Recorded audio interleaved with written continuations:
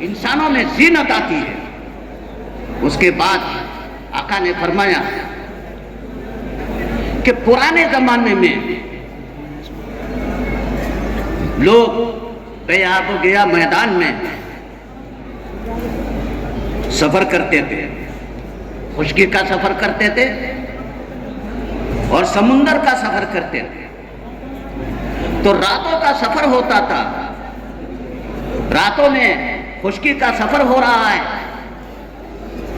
تو قافلہ اپنے سفر کا رخ اختیار کرتے تھے ستاروں کے ذریعے سے. یہتدی بہا فی ظلمات البر والبحر، خشکیوں میں ستاروں کے ذریعے سے قافلہ والے اپنا راستہ متعین کرتے ہیں. والبحر، سمندر میں کشتی چلانے والے اپنے کشتیوں کا رخ متعین کرتے ہیں ستاروں کے ذریعے سے.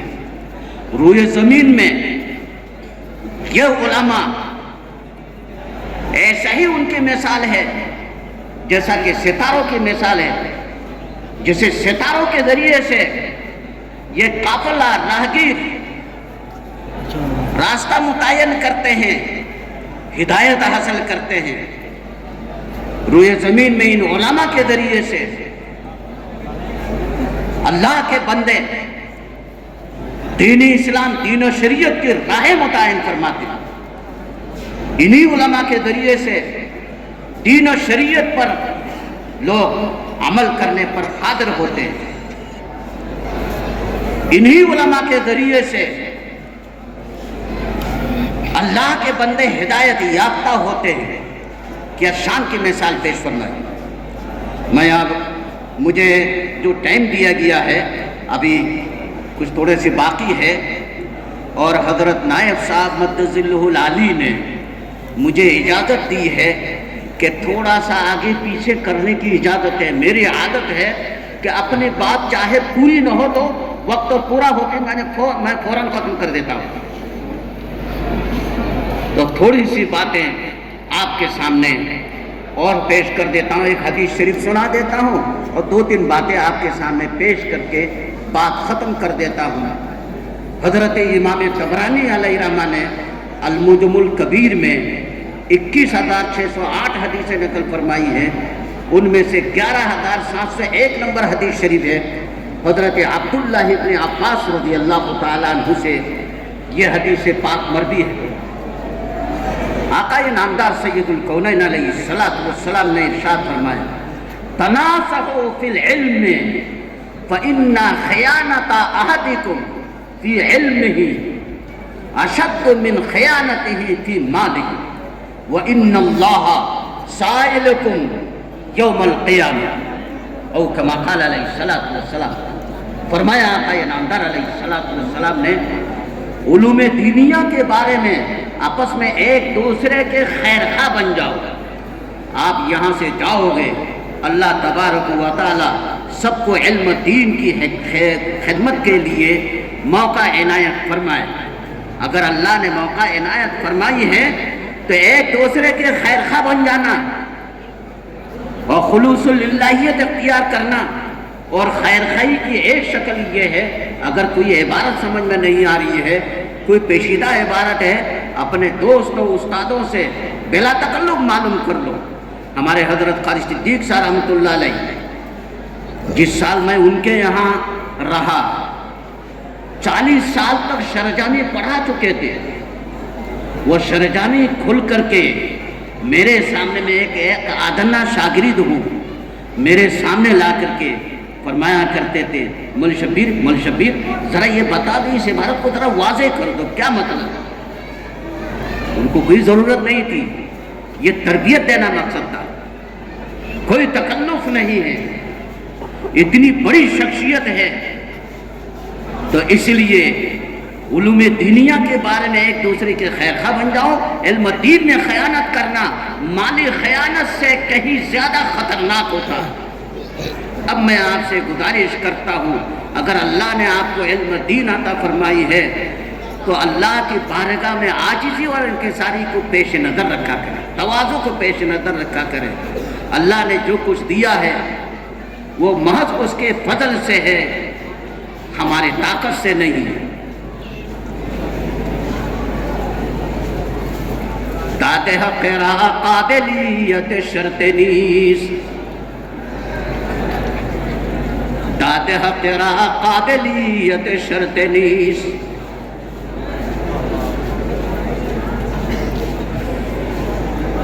داد حق را قابلیت شرط نیست، بلکہ شرط قابلیت داد اوست۔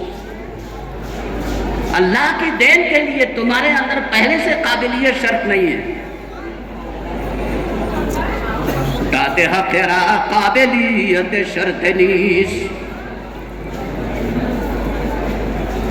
بلکہ شرط قابلیت داد اوست۔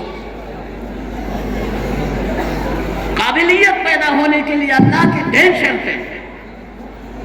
داد حق را قابلیت شرط نیست، بلکہ شرط قابلیت داد اوست۔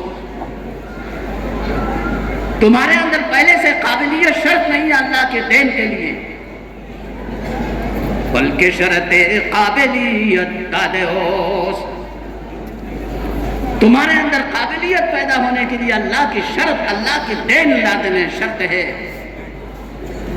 حضرت گنگوہی رحمۃ اللہ علیہ حضرت حاجی صاحب سے بیعت ہو گئے، حاجی امداد اللہ صاحب مہاجر مکی علیہ رحمت سے۔ وہ پورا عالم نہیں تھے، مگر اللہ نے روحانیت کے کام عروج پر پہنچایا۔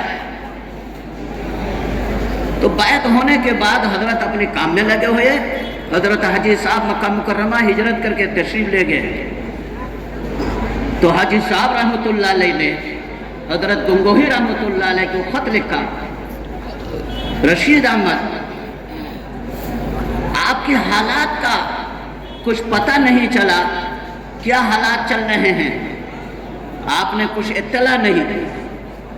تو حضرت گنگوہی رحمۃ اللہ علیہ نے لکھا، حضرت میں کیا لکھتا، مجھے تو کچھ آتا جاتا نہیں ہے، بس اتنا ہے کہ آپ کے ہاتھ پر بیعت ہونے کے بعد 3 باتیں محسوس کرتا ہوں، 3 چیزیں میں اپنے نظر میں دیکھتا ہوں۔ نمبر 1، لوگوں کی برائی اور لوگوں کی تعریف کا میرے اوپر کوئی اثر نہیں پڑتا۔ کسی نے اگر تعریف کیے ہیں مجھے کوئی اثر نہیں پڑتا، کسی نے میرے برائی کیے ہیں تب بھی میرے اوپر کوئی اثر نہیں پڑتا۔ مذمت اور مدح دونوں میرے سامنے یکساں ہیں۔ اور دوسری چیز حضرت نے فرمایا، حضرت حاجی صاحب رحمۃ اللہ علیہ کے پاس لکھا کہ حضرت آپ کے ہاتھ پر بیعت ہونے کے بعد عبادت عادت بن گئی۔ آدمی کی عادتیں ہوتی ہے، فطرت ہوتی ہے، اور عبادت فطرت نہیں ہوا کرتی ہے، لیکن آج عبادت فطرت بن گئی، عبادت عادت بن گئی، عبادت کے بجائے شین نہیں ملتی۔ تیسری چیز فرمائی کہ نصوص کے درمیان میں آپ کے ہاتھ پر بیعت ہونے کے بعد نصوص کے درمیان میں تعارض نہیں نظر آتا۔ یہ آپ کے ہاتھ پر بیعت ہونے کے برکت سے یہ 3 چیزیں مجھے محسوس ہوتی ہے۔ اللہ تعالیٰ ہم سب کو ان چیزوں سے مالا مال فرمائے۔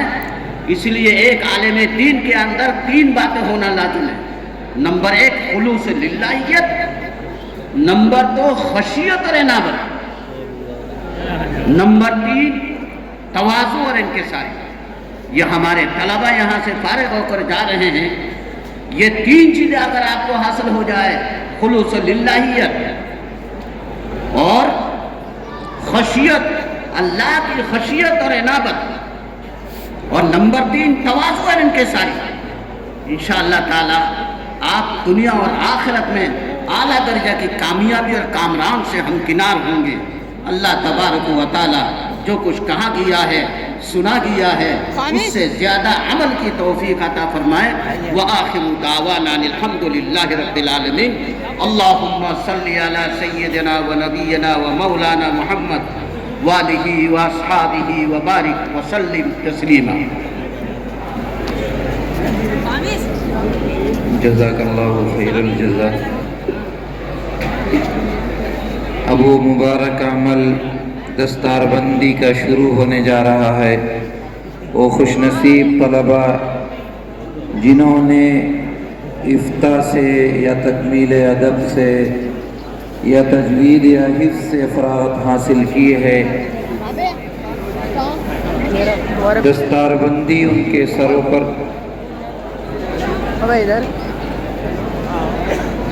دستار بندی کا عمل 2 قسطوں میں ہے۔ پہلے افتاء تکمیل ادب کے طلبہ، تجوید اور حفظ کے، اس کے بعد ایک بیان ہوگا۔ پھر مولوی اسعد حسین ارریاوی، مولوی محمد زبیر گیاوی،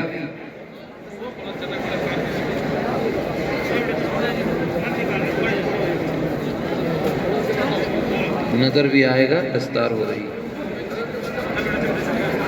مولوی ارشاد احمد منی پوری، مولوی قیام الدین لکھیم پوری، مولوی محمد انس شاہ جہاں پوری، مولوی معاذ احمد سیتا پوری، مولوی شبیر احمد آسامی،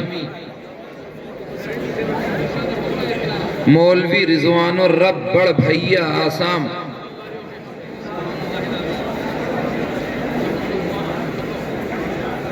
مولوی رضوان الرب آسام،